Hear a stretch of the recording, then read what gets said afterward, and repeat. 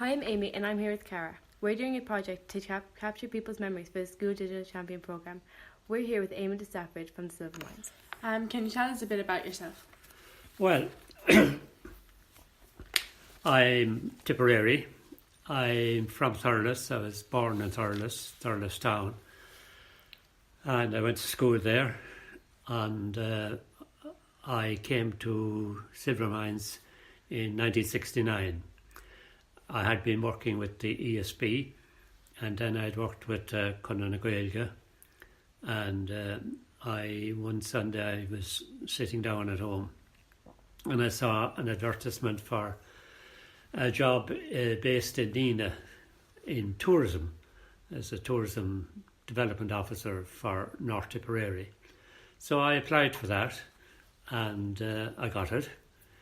Now, it's interesting enough, of course, even though I lived in Thurles, the job was in Nina, which back in 1969 meant that you would have to take up residence near Nina. It wasn't like today. There was no such thing as commuting then, so it was different from that point of view. So not alone did I leave my job and move from Thurles, but my wife as well moved from her job. She had been teaching outside Thurles in Moyne, and so we both moved to Nina. And one of my duties was to seek out locations for the Rent an Irish Cottage scheme. I don't know if you've been to Puckane or Terryglass or Holy Cross. Have you ever seen these thatched cottages? Yeah. Good. Well, the man that thought of those was a man named Brendan O'Regan, and he was a famous tourism entrepreneur, and he was chairman at Board Fáilte. So he with others then got the idea that it would be nice to develop tourism by building thatched cottages around the region. And our job was to select suitable sites for the project, for the building of the cottages. So we went to visit Holy Cross, and went to visit Terryglass, and we went to visit Puckane and all other areas around the lake, and we also went to visit Silver Mines, because Silver Mines was classed as a nice, pleasant village, and it had a lovely, as you know, it has a lovely background with the mountains, etc. Anyhow, so we came to Silver Mines and we were looking around, and I'm sure you know where the paddock is, what we used to call the paddock, or the Fair Green. That was the site we picked out, but of course that wasn't feasible because the kids played hurling and football there for one thing. But anyhow, there was a vacant house beside the paddock, or beside the Fair Green, and somebody asked who was living there, and we were told that the house was vacant and the house was for sale. And to make a long story short, my wife and I, we bought this house where you're sitting now, which was known as Silver Mines Cottage. This house was built in 1840. It was built by Lord O'Nally, and it was served at different things really down through the years. It had been a presbytery. The priests lived here for over 50 years, and then the mining manager lived here, so it had an association with the mine. By the way, it's known on the map as Silver Mines Cottage, but it's really bigger than a cottage, as you can see. Anyhow, make a long story short, we bought this house, just the two of us, and I'm here ever since, and that will be exactly 50 years next year. So now. You'll be seen as a great local historian, especially on the history of the Silver Mines. What prompted your interest in local history? Well, I've kind of been interested in history. I've been interested in the Irish language. I've been interested in culture, and I had association with the GAA as well. But coming to Silver Mines then was different, because at that time there was a flourishing mining development, as you know, in Mogul, employing over 500 people.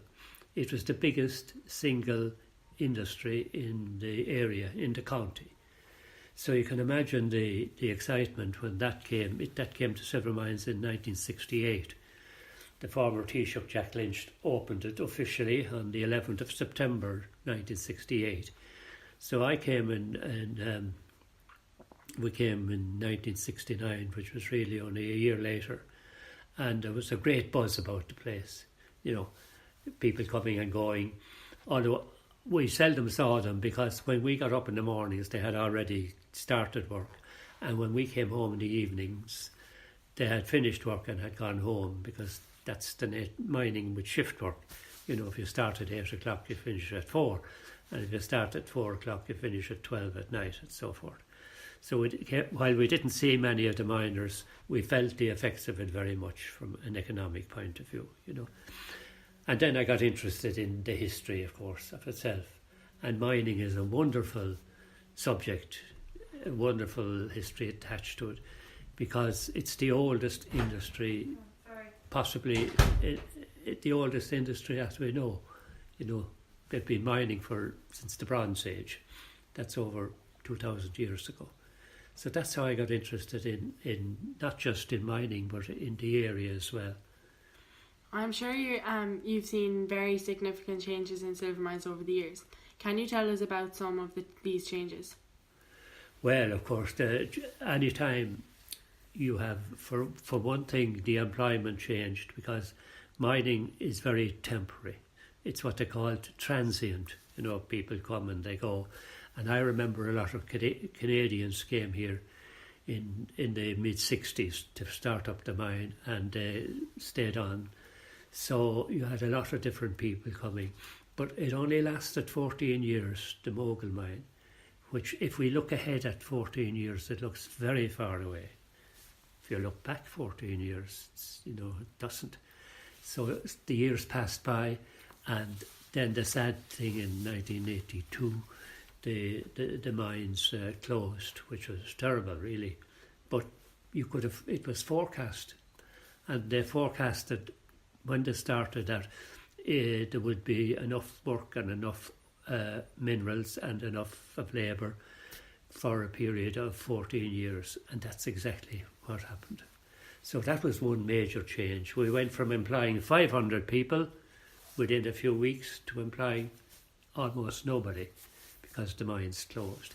That's the major. And of course, when the mines closed, other things closed as well. For instance, when I came to Silver Mines, we had 3 pubs, 4 shops, we had a Garda station, we had a petrol station, we had a dispensary. Dr. Hearn used to be the resident doctor here, and we had a creamery as well. And all of that has changed now. We've just one pub.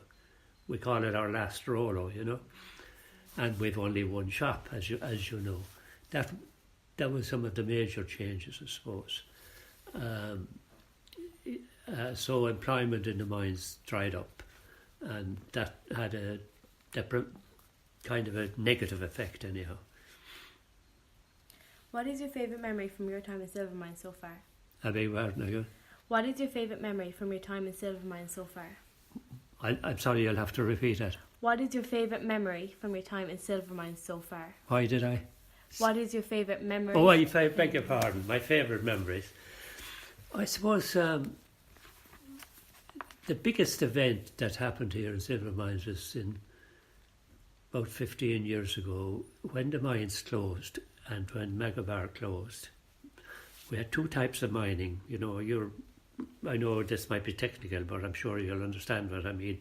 We had what we call underground mining, where the miners went down, and we had open cast mining, which was the Megabar site. And I'm sure you've been up, you've seen the big hole. So that big hole is the result of 30 years of mining, simply extracting the ore and taking the ore from the mineral that you extract, and shipping it and converting it into precious ore. So when Megabar closed, then they had this huge 200-acre hole in the ground, and there was a proposal to develop a landfill, which is a nice name for a dump. Now, I think you might be too young to remember. So people were very unhappy about that, very unhappy. And we formed an organisation to oppose that. And I was part of that.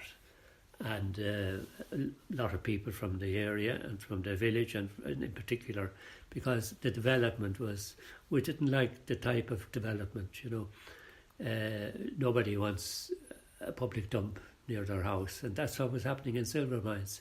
The site was only 4 fields away from the church. So we had a massive campaign, and it was really huge.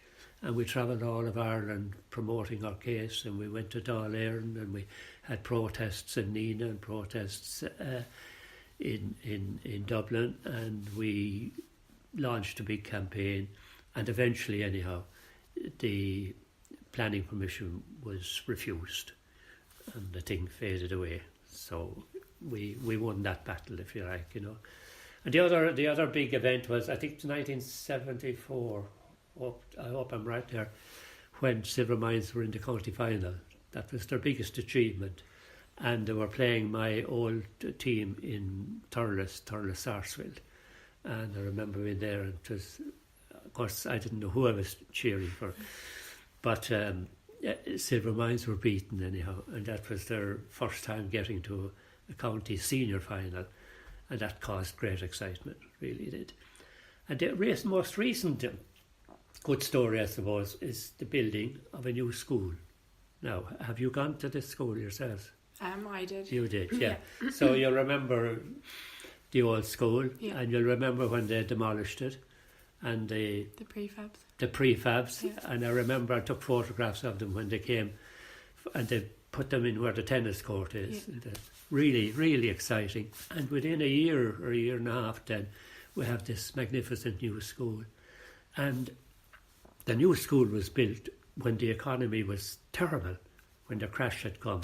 So it was kind of not to be expected, but the great joyful surprise was that they went ahead and they provided the money and they built the school, and it's really lovely, as you know, one of the nicest schools in the area, and in particular, certainly one of the nicest school gardens. I hope you've gone in there a couple of times, And it's real, whenever I'm on a tour, whenever I give local tours in this area, mining tours, whatever, I always go to the school garden as well, just to tell people. So there's some of the memories that I can remember. What is your favourite memory from your childhood? Well, from my childhood, I had a very happy childhood because I had 4 brothers and a sister living in the house with me, and we all went to school in Thurles. And Thurles town is, it's the biggest town in North Tipperary. And so they had a lot of schools and colleges, and the bishop resided there, and they had a big college for the priesthood, and they had the Ursuline Convent and Presentation Convent and the Christian Brothers School and the vocational school, and of course they had the convent primary school and secondary school. So it was a great town for religion and education, if you like. And I was part of that. It was Thurles also had and still has a wonderful advantage of having a railway station. It is one of the busiest railway stations in Ireland, and there are 19 trains going up and down that line from Dublin to Cork every day. So and you can now go to Dublin in an hour and 5 minutes from the railway station. When I was young, maybe it was nearer to 2 hours.